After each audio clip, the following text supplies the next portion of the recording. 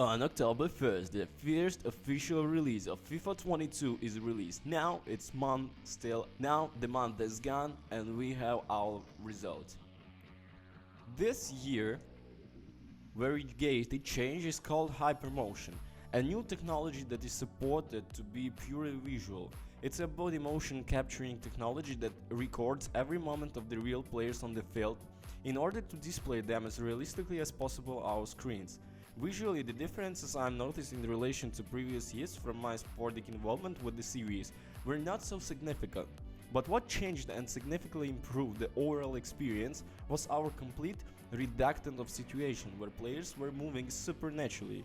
Rubber bodies that scratched and hit the ball, something that especially for goalkeepers caused behavioral issues on the field with similar results. Hence the reference to the field. Generally this year I would say that everybody looks much more normal, much more realistic. Apart from the movement of the players, the favor of machine towards picking up the ball, dribbling and scoring has also stopped. The ball became heavier, the pace dropped and the whole picture is more like of a real stadium. Of course, this does seem to affect the start of the game, like Mbappe, who seemed really unstoppable. For football fans who like to start from the lower leagues, such problems are non-existent. Since their tactics surprise everything, reliably small flaws in the flow of the match and how it can affect the result at the whistles to the referee. These do not always seem to follow the same logic, which results in occasionally disruption on the flow of the match, culminating in the offsides in which a ball leaves the pacer and the game interrupted even if the attacker never even intend to get near the ball. This year available models remain the same as the previous version with the minimal changes, so we have the classic fixtures and the various championships, the career mode with the branch in the management style and our personal struggle as a player. Last but not least, the now famous water, which continues the tradition of the beloved FIFA streets. But what EA loves especially is Ultimate Team, which has turned into a literal gold mine. From my involvement with it, the only thing I felt was that I wasted my time, since every time I played against some with a paid 11, I witnessed my players not being to follow the pace of the opponent. However, if some decides to deal with this seriously in the long run after enough farming, they will definitely end up with a strong enough squad. In any case, it cannot compete in tactical games with AA or against the other real friends. Both from my involvement with the career part as a player and the classic fixtures, the feeling that I got from this year AI is that has improved dramatically compared to what we were used to fare. In the first part, our teammates act strategically. The passes they give, when even if they are interpreted by a defender, has some kind of logic behind them.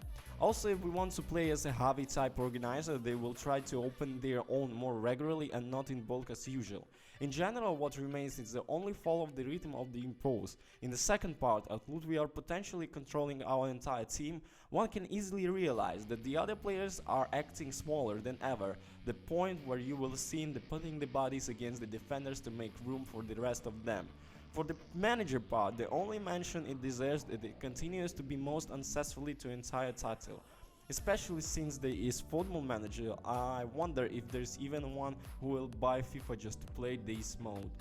Another blemish is that of the graphics. Lest I sound like an old fart, but the graphics are gorgeous through the perhaps no more uniform last week. The problem is the particular case in the contrast I can notice between the models of famous players and those of lesser known players. On one hand, we have the borderline realistic models with excellent animations, and on the other hand we game dozen players who in some cases look like they're from another game. Similarly, the same is true with the coaches who have some strange models, with their head looking completely out of place compared to their bodies.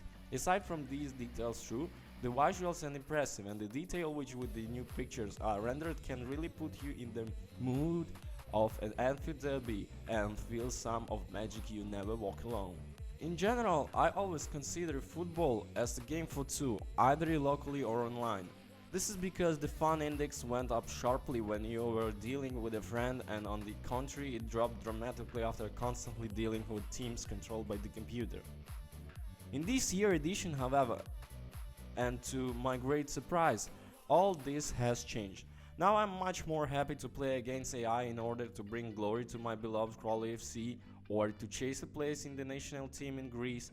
This is because while the online part there is a permanent flute system, in a single player a football fan can really enjoy regular football.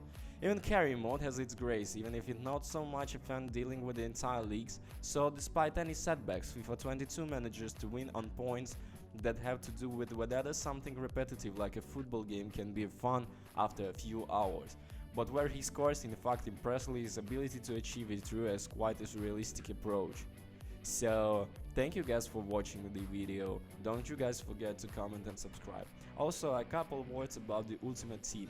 So they was cutting all the stuff, so the Division Rivals system has changed, so the maximum packs that you can offend it's only 2. That's a mess.